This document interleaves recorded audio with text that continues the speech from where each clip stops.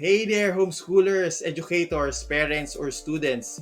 In this video, I'm excited to share with you the homeschool resource library Notion template that I created. So this is an ultimate tool that can transform your homeschooling journey. So it contains resources, videos, reading materials, modules, and subjects. If you're excited or you're interested, then keep watching. On how to download the Homeschool Resource Library Notion, just go to the link in the description below. There's my Gumroad link. Just click it, then redirect, then read the instructions and the features of this Homeschool Resource Library. Dashboard, videos, resource materials, modules, then input fair price. You can always input 0 because it's free for now, but you can always donate. Please donate and please do rate 5-star please. Then click on I want this button. Then after that, input your email address, then click on get. Then you will receive an email instruction on how to duplicate the template. So this is the Homeschool Resource Library access page. So after you duplicate, this is the main page that you will see. So there's an instructions on how to move your page, duplicate it. There's also a video tutorial. Please play and watch the video. So there's also my Gumroad link, YouTube, Twitter, Facebook, and other links. So just go to the main page or the Homeschool Library dashboard where you can see there's a tons of modules or sections here. So first, there's a Bible verse or quotes. You can change it to quote, Bible verse. Depends on your preferences. There's also an overview with the stats on how many videos, reading materials, sources, modules, and subjects. There's also links or databases, a quick guide, a module, source, videos, reading, subjects, overview. All these are all databases, so please don't delete. There's also source channels. So I pre-populated all the source channels for homeschooling. There's also featured materials. This is a reading material that's only tagged that are tagged as featured. So same with on the right side, there's a videos that are tagged also as featured. So if you want to tag or if you want to prioritize videos that you want to learn for your kid, then just tag it as featured. So later we will discuss in depth for the database. For each databases, there's also modules categorized by subjects, which is English. So I pre-populated for kindergarten, elementary, middle school, and high school for a majority of the subjects. English, math, science, Filipino, social studies. But for physical education, music, and computer, so you can create your own module. So later I will discuss on how to create your own module.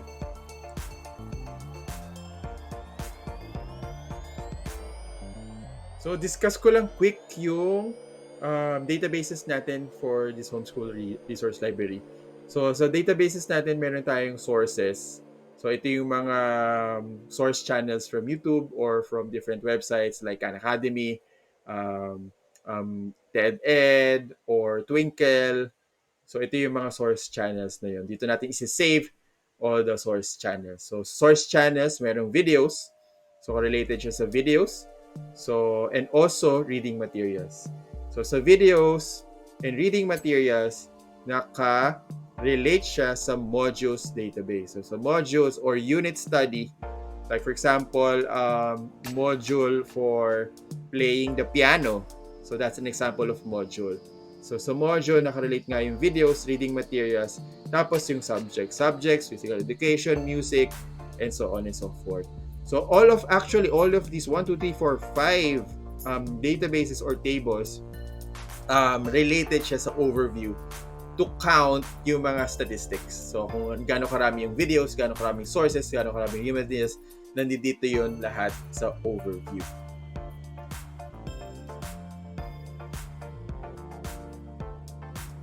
So start muna tayo sa mga links. No? Sa links, start muna tayo sa quick guide. So I created a very simple quick guide on how to create a module. So it's a video and also on how to create a new video. So almost the same dito on how to create your reading material. Just click on the new templates yan. Also, may link din ako dito for my Canva template. If you want to follow the same look and feel para dito sa ating mga modules, as you can see from here. So meron yung Canva link, just click on it, change it, then export and upload it here.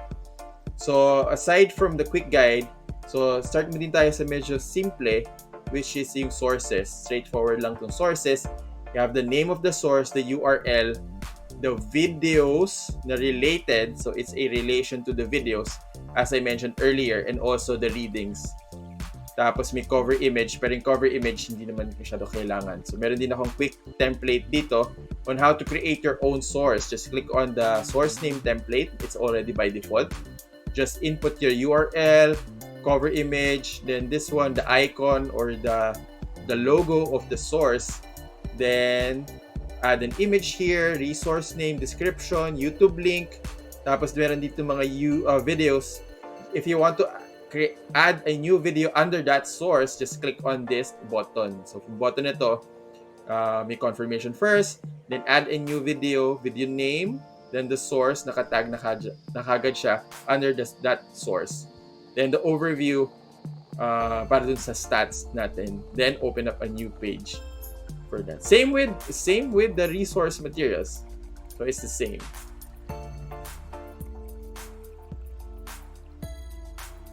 So the next one is the subjects. So yung subjects, meron siyang properties na name, modules, module completion, and completed. So if completed na yung modules, so magiging check siya. It's a formula. Tapos ang module completion is a roll-up to the modules na related sa modules database natin.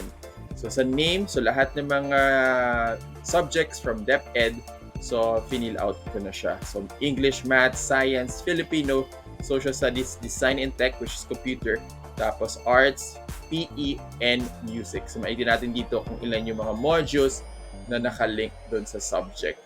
Then after ng subjects, dito na yung modules. So sa modules, may name na properties, subject, cover image, grade level na multi-select, videos na related, video completion na roll-up, total number of videos, tapos readings, yung reading materials, tapos may completion din siya, tapos gaano karami yung total readings, tapos if completed na yung both videos and readings, mag-automatic check siya. So yung mga related natin dito sa modules, yung subject, kuwari beginner, volleyball, tapos kung ano yung subject na related, tapos yung videos kung ano related, and yung mga readings kung anong related. So nakita natin dito yung mga properties. So name, subject, cover, image. So if you want to create a new module, just click on the template that I also created by default. Click nyo lang yung new module dito. New module, click nyo yung icon if you want to change the icon. So ginawan ko siya ng parang category.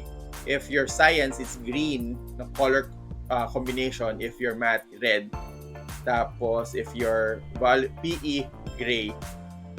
Yun. Tapos, change nyo lang yung cover image. So, after the icon, the title of the module, the cover image. So, you can use my Canva, yung sa quick guide. Just click on, just upload. Then, readings, subjects, videos, grade level. If it's elementary, middle school, or high school, or kindergarten, just check. Tapos, itong formula, it's in autocomplete. Description, why you're creating that module, and the goal of the module. Then the video. So if you want to create a new video under that module, just click on this button and also with the reading material.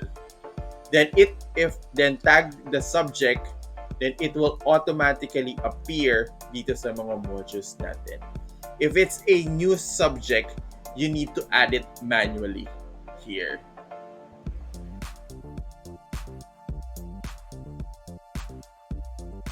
So after the module, kailangan natin mag-create ng video or readings. So from a specific module, you can create a video nga under the module. Meron ditong new video button and new reading materials button. So from there, for example natin na itong kindergarten language arts, may mga videos tayo from Ambleside Online. So from there, kita nyo, this is an example of a video. So, click nyo lang and play, tapos may description. So, after that, pwede mo siyang itag as completed. So, automatic, pupunta na siya like sa watch, not the view. Tapos, i-unclick, click mo lang siya dito. So, babalik na siya dito. So, if you want to add a new video, just click on the new video. Tapos, confirm. Just add details. This is a new video. Tapos, use the URL from YouTube or any source destination na gusto nyo. Tapos, add a tag if it's watch or featured, watch list featured. Then, a cover image. Then, the module, since nakinlik nyo na yung button dun sa under that module, na naka-pre-select na kagad yung Kinder Language Arts. Tapos may source, kung saang source yan. Nandito lang yung mga source. Search nyo lang. Tapos paste nyo lang din yung embed video. Tapos yung description lalabas na siya doon. Then, same with the reading materials. Click nyo lang yung new reading materials. Then proceed, continue. Then from the reading material, kung anong type, publication ba siya, resource document, articles, or blog. Tapos kung saang source siya nanggaling. Tapos you can also add a cover image, URL, tapos yung details or itong mga specific blocks sa page. Anong details, what it's about, how I discovered, kung anong thoughts nyo. You can always delete this kung masyadong madami. But it's a guide for your kid to answer. So, there in yung reading material. So, let's go to the database ng videos. So, you can go to the videos. So, you can see there's a name, there's a source, naka-related siya. Tapos, completed. It's a checkbox kung na-complete nyo na yung specific video. Tapos, yung cover image ng video. Tapos, tags if it's featured or watched list. Tapos, last edited time for sorting. Tapos, kung ano yung related na modules under that video. Tapos, yung URL. Tapos, meron ditong properties. Tapos, naka-hide lang yung overview for the stats. Then, if we can go back to the reading materials, let's go to the readings. So, almost the same. The name, the source, kung saan source yung reading material, if it's completed. Tapos, kung ano naka-relate na modules. Then, kung anong type ng reading material. Then, tags, cover image, last edited, then the URL. So, that's the reading materials and the videos.